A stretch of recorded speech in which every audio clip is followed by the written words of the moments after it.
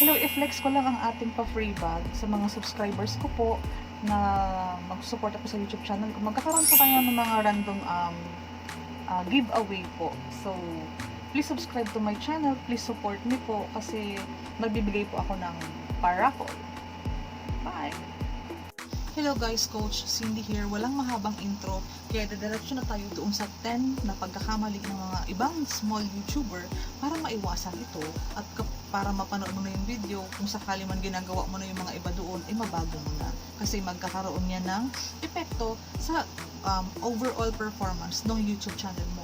Tandaan mo, ang goal natin para sa YouTube channel mo is mag-grow ito rapidly, magkaroon ito ng maraming subscribers, at magkaroon ito ng mga madudami, magagandang content na papakinabangan ng YouTube community para pagdating ng nagkakaroon ka na ng revenue monthly is maganda at matuwa ka at masasabi mo naman na bayad talaga yung binibigay mong effort sa mga paggawa mo ng content. So stay tuned. Tapusin mo hanggang dulo kasi alam ko, mapapakinabangan mo halos lahat ng information na makukuha mo sa video na to.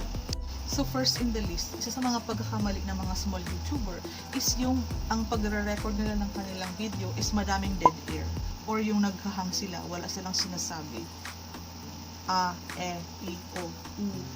Yan po, hindi po maganda. Kasi kapag na, yung video mo po kasi, kapag na-upload mo na yun, hindi mo na siya ma-edit. So, kapag ganyan po ang quality ng video mo, ang mga taong nanonood dyan, dahil nga marami kang A, E, I, O, or patay na oras, or patay na, ano ba yan? Dead air. Yun na po. Dead air. Kapag ganun po, hindi magandang feedback yun sa video mo. So, sa mga small YouTuber, ako din po dati is madami din po akong hang. Pero ang ginawa ko po is nag-aral po ako ng mga editing skills sa mga apps po para tanggalin or i-cut mo yung mga dead air sa content mo. Second na pagkakamali ng ibang small YouTuber is hindi nila ginagamit yung mga feature na provided ni YouTube para gamitin natin. Ang advantage kasi nito is ma-promote natin ng mas malawak yung YouTube channel natin, ang mga content natin. So, ang mga tao po need kong gamitin yung mga end screen, cards, community, playlist, live streaming. Yan po. Kailangan pong gamitin din. Saka yung mga ibang application na pwede makatulong sa YouTube channel. So, kapag may mga naaalala ka pang kailangan mong matutunan, please comment down below para ma-remind ako or malaman ko kung ano ba yung mga pwedeng makatulong para mapalago or ma-promote mo ng mas malawak ang YouTube channel mo. Next na pagkakamali ng mga ibang YouTuber, kapag nagre-record sila ng kanilang content, is nakatayo ang telepono. Dapat po nakahiga or landscape. Kung paano mo po nakikita ang video ko na yan po, ganyan din po ang dapat makita kapag nag-film ka or nagre-record ka, basta make sure na nakahiga po ang telepono, huwag pong nakatayo. Again po, kapag i-upload mo na yan, hindi mo na yan ma-edit. Paano po magte-trending kapag ang quality ng video natin is ganyan? So, always focus po sa quality ng video kasi po, hindi mo alam, baka after 5 months, mag-trending po yan. And kapag nag-trending yan, pwede yan maging key to success ng yung YouTube channel para mas lalo itong dumami subscriber, mas madami pong manood sa'yo. At syempre, ang pinakahihintay natin is lumago or dumami or lumaki ang sahod mo sa YouTube. So, lagi mong tatandaan ang mga bagay na to.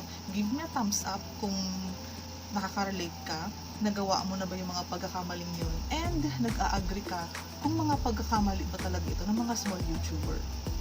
Fourth pagkakamali ng ibang YouTuber is ang paggamit ng mga copyright music or ang pag-screenplay or ang pag-copy ng mga video ng mga sikat na tao sa YouTube or mga sikat na vlogger.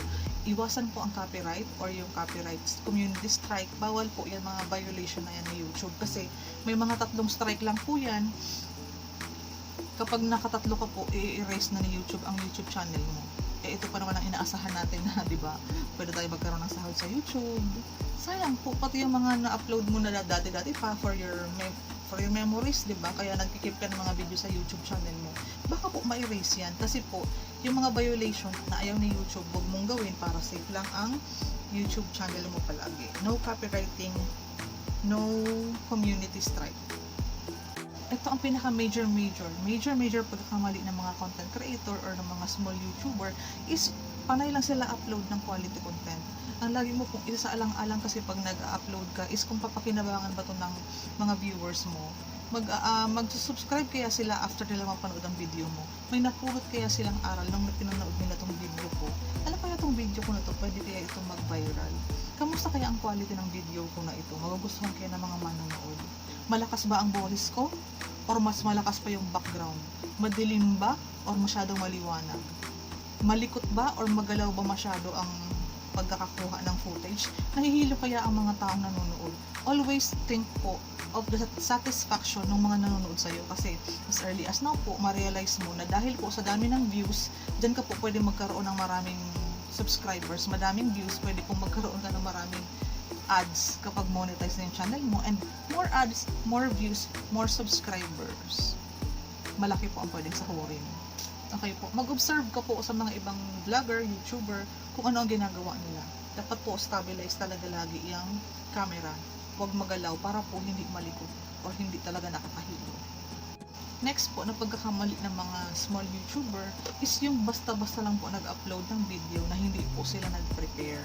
Tandaan mo po, before ka po mag-film, dapat po nakahanda na yung title mo, yung thumbnail, yung description, yung tags, yung sasabihin mo sa video mo mismo, para po magmukha kang handa, magmukha kang professional, magmukha kang confident, at para po sa quality ng video mo is yun nga, balikan mo yung number 1.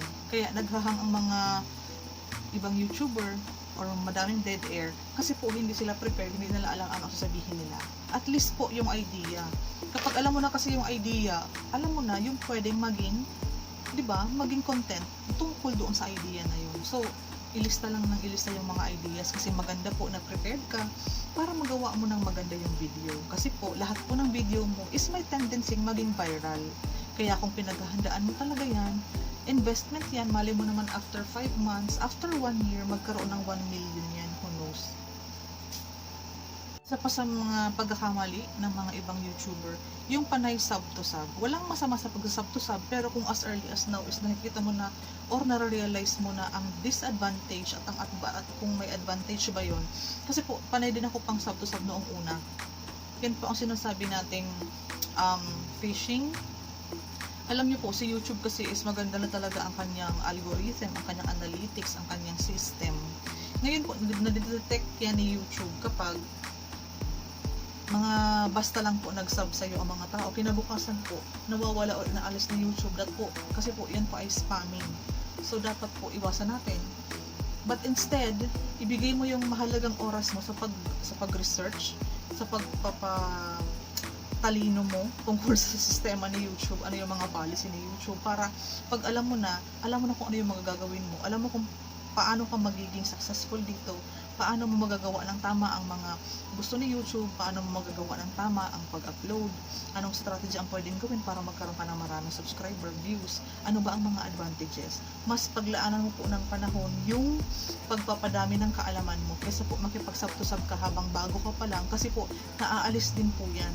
Imaginein mo po ito, nakadepende po sa mga subscriber mong totoo ang magiging success ng YouTube channel mo. Kasi kapag ang mga tao po sa YouTube channel mo is basta lang napunta, tapos hindi naman yan interesado doon sa mga ina-upload mong video, hindi naman po manonood yan. Kasi pag na-notify yan sila at nakita nila yung title ng ina-upload mo, hindi naman po interesado. Nakasubscribe nga lang yan, pero hindi po yan yung loyal viewer mo. Kaya po, dapat magkaroon po tayo ng organic or totoong subscriber na nag-subscribe sa channel mo dahil inaabangan niya yung mga ina-upload mong video kasi alam niya may matututunan siya, or nag-subscribe siya sa'yo dahil alam niyang meron siyang makukuha doon sa mga topic na gusto niya. Best example dito, nag-subscribe ako doon sa isang yung makeup content creator kasi alam ko gumagawa siya ng mga makeup, ganon. Kaya, ina-expect ko, every upload niya is tungkol sa pag-makeup. General information about sa makeup. So, ikaw po, kung small YouTuber ka, subscribe ka sa channel ko, dahil you are expecting na madami ka pong mga papanood na video na makakatulong sa'yo on how you will grow your YouTube channel. Kasi po, I am online coach na nag-o-offer ng mga free trainings, free coaching online, na pwedeng mag-guide yung mga small YouTuber or mga baguhang YouTuber para po magawa natin ng tama or mag-guide ko kayo sa journey nyo sa YouTube na ito. So, ganun po. Kung kailangan mo ng mga ng mga avid subscriber, yan po kasi ang manonood lagi every time may pinapanood or may ina-upload kang video. Kapag madami po yan, kailangan mo po talaga ng madaming viewer. Kasi business po ito, mas madami, mas happy si YouTube, mas pwede niyang i-promote yung mga ibang video mo kasi kapakipakinabang or may mga natutuwa ng mga subscriber. Next na pagkakamali po, yun nga po is hindi po nagre-research, hindi po inaalam yung sistema ni YouTube, basta lang po nag-upload. Sayang po yung oras, di ba? And kung hindi mo po talaga kasi alam kung saan ka papatungo talaga, floating ka lang sa YouTube community, saan nga ba talaga pupunta? Before tayo mag-start, nayakapin ang community ni YouTube. Mag-research ka. Ano yung pwede makatulong sa'yo para mas mabilis kang mag-grow as a content creator. Alamin mo kung alin yung mga dapat hindi ginagawa at alamin mo yung mga dapat ginagawa. Panoorin mo yung mga pina-follow mo ng mga YouTuber, paano sila magsalita. Pwede mong kunin ang idea pero wag mong gayahing plakado. Kunin mo lang yung idea or yung inspiration. Halimbawa, yung mga ibang mga joker, pwede mo naman silang hindi ba? Kasi kung yan naman talaga ang hilig mong gawin eh. Pero gawin mo siyang original na may pagkakakilanlan na ikaw yan. Hindi sila nila sasabihin na kamukha initok ni Kong TV. So, ba't ka pa nila panonoorin? Inandyan naman yung original na si Kong TV. Panonoorin nila si Kong, hindi ka nila panonoorin. So, ganun po ang sinasabi natin, originality. Huwag mo na po akong gayahin na nagsimula ako, na basta lang ako nagsimula. Hindi po ako nag-research ng kahit ano. Kaya, imbis alam ko na dapat yun, dahil nga, di ba, naging excited ako mag-upload ng mag-upload, yung mga basic knowledge, hindi ko talaga inalam. Aminado naman ako dyan. Kaya nga po, ginagawa ko itong mga video na to para ma-inspire ang mga small YouTuber na wag nang gawin ang mga ibang pagkakamali ng mga ibang YouTuber, hindi naman kalahatan. At least po, maiwasan mo na yon at makasimula ka ng tama agad. You have to start it right. Kasi sayang po yung mga oras na mali ang mga ginagawa mo sa YouTube channel mo. And again po, may goal tayo na palaguin agad ang YouTube channel mo. Kasi kapag na-invite mo kasi yung mga pagkakamali, sayang naman ng mga oras. Halimbawa, 3 months kang nagkamali, di sayang yung 3 months. Imbis, di ba, 3 months na sanang nag-start ka ng tama. So, mag-research ka. Ang maganda naman po is my YouTube channel po is offering po general information about how you will grow your YouTube channel. Lahat po ng mga pwede mong matutunan as a YouTuber, lahat ng pwedeng mag-guide is provided po dyan. Feel free po magtanong sa comment box kung ano pa ang mga gusto mong malaman para po ma-acknowledge ko, ma-replyan po kita. Sana nakatulong sa iyo itong mga pagkakamali na ito na sana po ay maiwasan mo. At kapag nagagawa mo na is at least after mo mapanood ang video is magawa mo na kung ano yung tama. Magpatuloy ka lang. Trial and error, pagalingin mo ang sarili mo. Kasi ini-embrace natin na pagbaguhan is may mga pagkakamali. What if naman baguhan ka, inaiwasan mo na yung pagkakamali mo? Pwedeng, di ba, maganda ang maging outcome or maganda ang maging simula. Mas smooth na yung daan at tahakin kaysa doon sa mga rough road na hindi mo alam kung saan may mga danger side. Lalo-lalo na yung copyright, di ba? Kung hindi alam ng mga ibang baguhang YouTuber yun, panay nila gawa ng copyright tapos nawala yung YouTube channel nila. Sayang naman ang mga pinaghirapan nila. God bless. Give me a like kung nagustuhan mo itong YouTube channel ko or itong video mismo na ito. Please comment down below kung ano yung gusto mong ipaabot sa akin, kung may reaction ka, kung may mga iba ka pang naiisip na ideas, pwede mo ilagay sa baba. And please subscribe to my channel para po ma-update ka sa lahat ng video na i-upload na alam ko kung makakatulong sa pag-grow ng YouTube channel mo. Ciao!